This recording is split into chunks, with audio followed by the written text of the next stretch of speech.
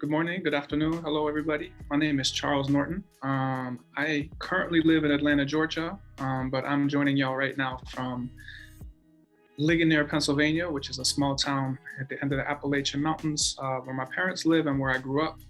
We don't get very good internet connection out at the house, so I'm currently at the Ligonier Valley Library, the public library. They have a nice little boardroom, and that's where I'm at now.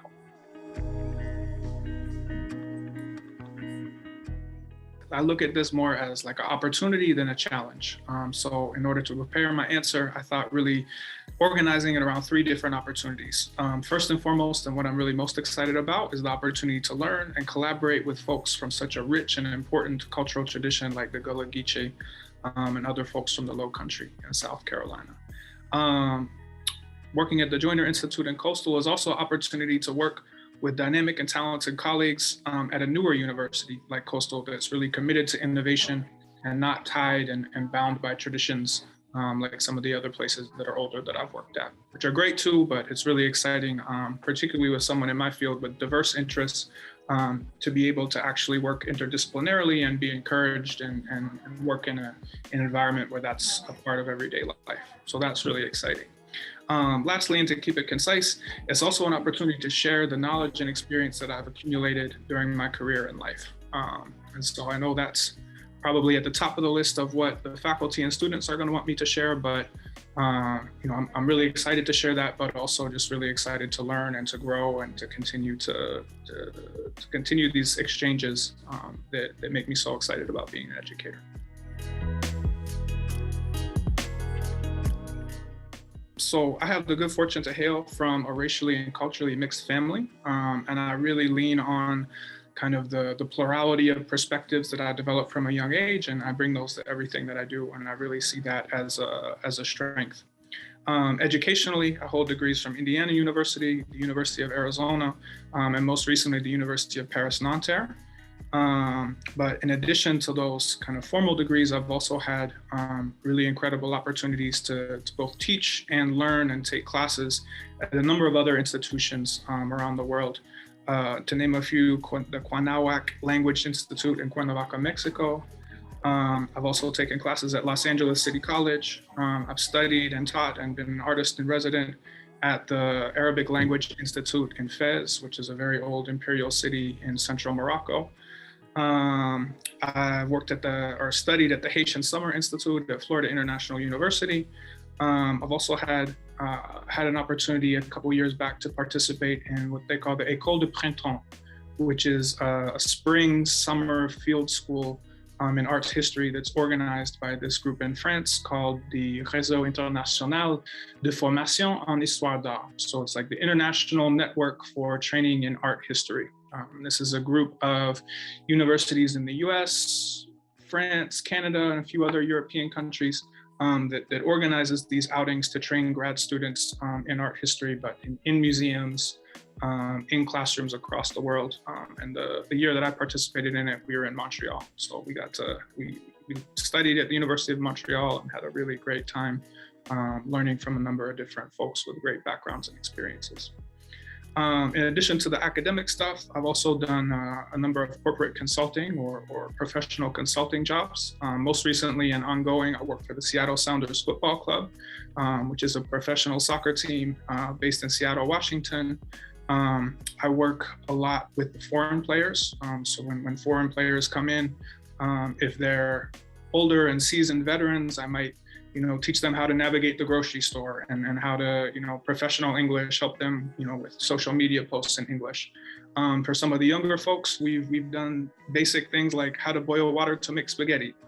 Some of these folks are just coming from living with their parents and they've never lived alone. So I think, we could probably call my role kind of a transition consultant, a language consultant, a cultural consultant, and that's been a really exciting job that I hope to get one day Coastal students involved with, because it's a really dynamic organization. I've also worked as a language and cultural consultant at AXA Bank in France, which is a large multinational bank headquartered just to the east of Paris. I also worked as a language consultant at Microsoft India. And that was an interesting and challenging job. It taught me a lot about myself, but also about what I don't want to do professionally, which is work in an office in front of a computer all day. I really thrive by interacting with folks, teaching, learning, exchanging. That's really my comfort zone.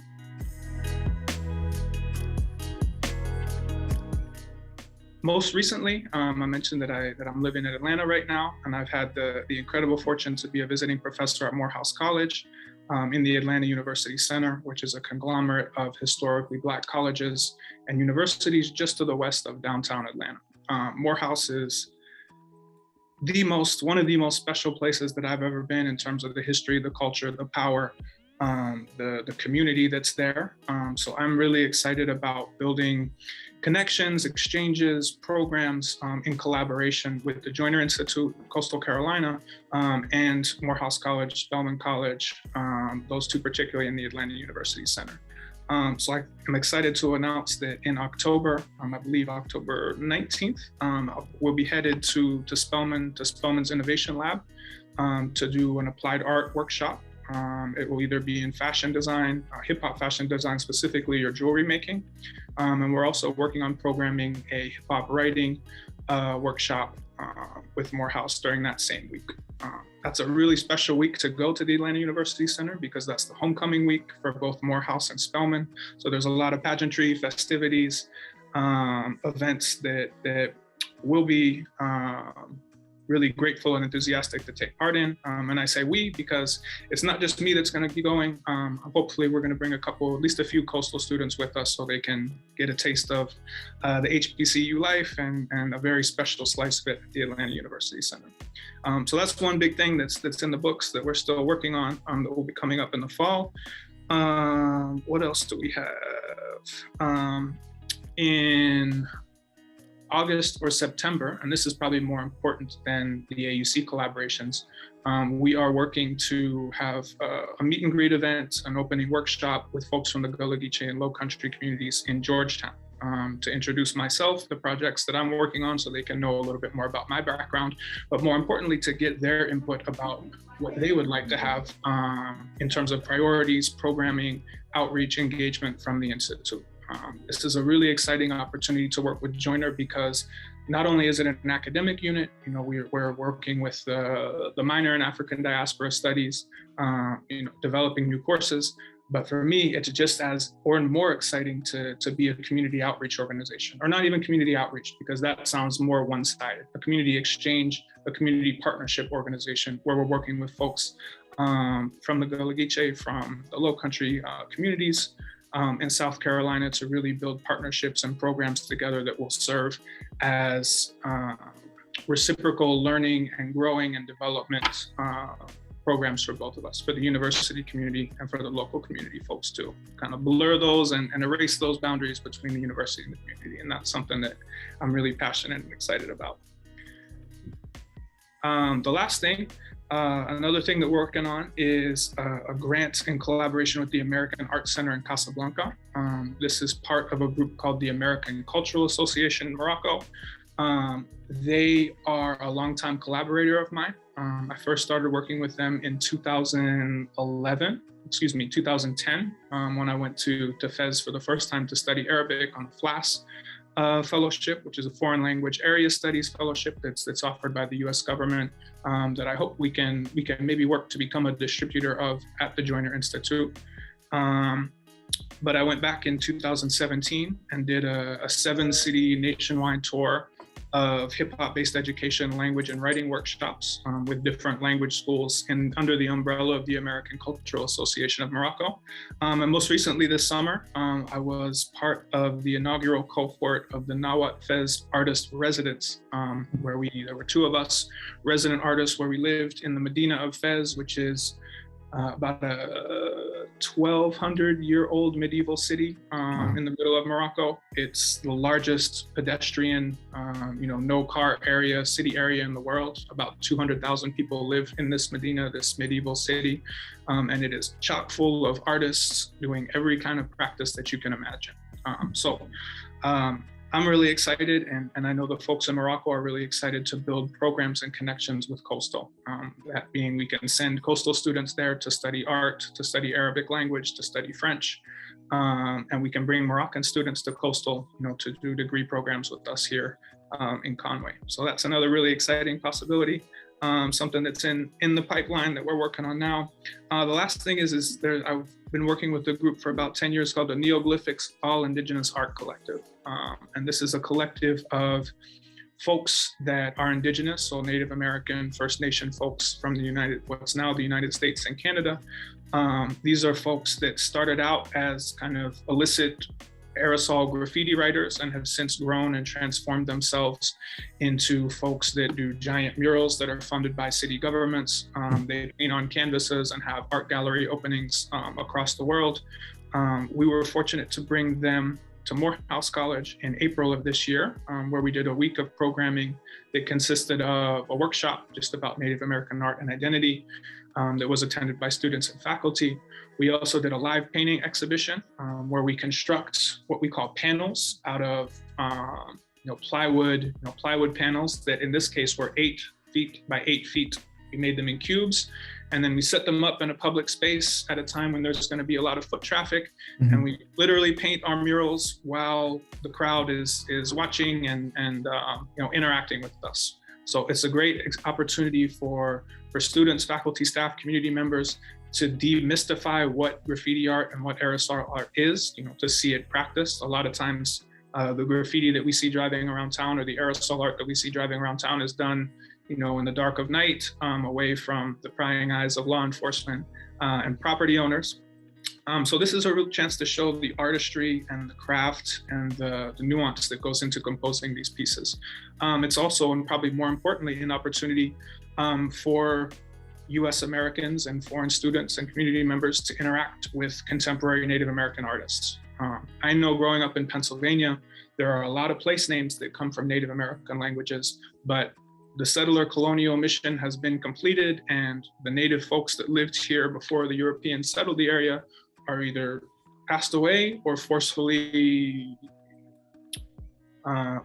assimilated into the mainstream culture, or they've been dispersed, sent off to reservations on really undesirable parcels of land, usually kind of in the Midwest and Western United States. So this is a really important chance for folks to meet contemporary Native artists, folks that are just like you and I, but happen to be from indigenous backgrounds and have a different history and set of issues that they deal with. So that's a really powerful thing. So we're hoping to bring them to Coastal for community days in 2023, but we're gonna have to see how things work out, but it's definitely a partnership that we look forward to growing in Conway and beyond. So I work pretty regularly in 4. My native language is in English. I do a lot of my academic writing in French because that's the opportunities opened up for me in a way that helped me develop those skills and opened a lot of doors for me that weren't open to me writing in English. Mm-hmm. I work a lot in Spanish. I work a lot in Haitian Creole. I'm getting back into Arabic. And when we talk about Arabic, there's not just one monolithic Arabic. That's what a lot of folks think until you start studying it. The monolithic Arabic that we probably talk about is called Modern Standard Arabic, or Fusha. And that is completely different than the Arabic that folks throughout the Arabic-speaking world speak on a day-to-day basis in their daily lives. We call those amiyas or dialects. So Moroccan Arabic is a dialect of Arabic that's called Darija, and it is very different than Saudi Arabic or Jordanian Arabic or even Tunisian Arabic because of the history of peoples and cultures that have lived in Morocco, the colonial history, the economic ties that bind Morocco more to Spain than to, say, countries in the Gulf. So I speak a very little bit. I can understand a good bit of Moroccan Arabic. I studied Maltese Arabic, and then Fusha, which is the modern standard Arabic, or it's the closest to the language of the Quran, the ancient classical Arabic. Okay. So those are the ones that I'm kind of best versed in now, but I've studied 6 or 7 others, including West African Pidgin English, which has a lot of really interesting similarities and ties to what I've learned, the little bit that I've learned of Gullah language, in terms of transposing an English, French, European-based, Indo-European-based vocabulary or lexicon on more of a West African grammar and syntax, largely that comes from Twi. There's also a lot of really interesting similarities between that West African Pidgin English, Gullah, and Haitian Creole, which is a language that I've studied a lot and worked in. I'm really excited to explore those possibilities and connections and differences even once I get to Conway, and I'm looking for a Gullah teacher. So if anybody out there is watching this that can teach Gullah, let's connect and start learning and building together. Fortunate to have constructed a life where I get to incorporate a lot of the things that I do for fun into my work and into my research and into my daily life.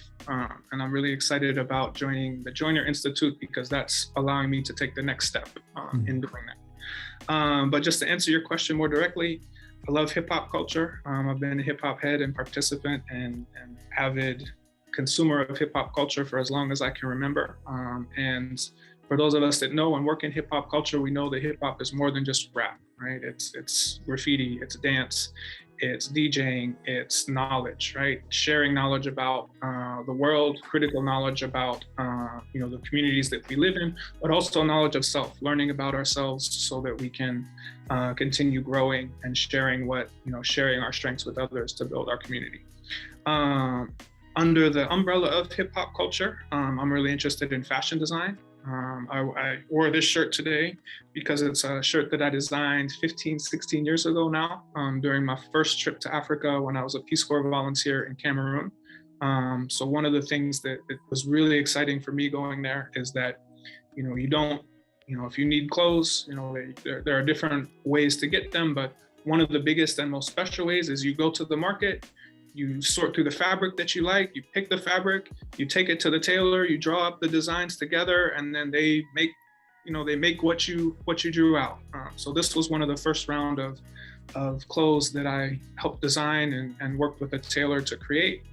And since then, especially this summer, I've added to those skills, and I'm slowly learning how to use my sewing machine, and looking forward to getting to Coastal, where they have an incredible, particularly the Edwards College has an incredible infrastructure for arts and training, particularly applied arts.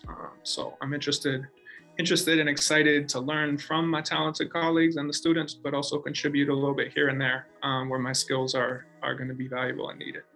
I also make jewelry that I think ties in with hip hop culture in the sense that hip hop culture is about making something from nothing. You take the experience largely of the African American experience, where you have human trafficking, forced labor, genocide, and you turn that into rock and roll. You turn that into soul food. You turn that into rhythm and blues music. You turn that into the incredible fashion design that we get from folks like Virgil Abloh and Dapper Dan. So it's coming in with a large sense of humility. It's a great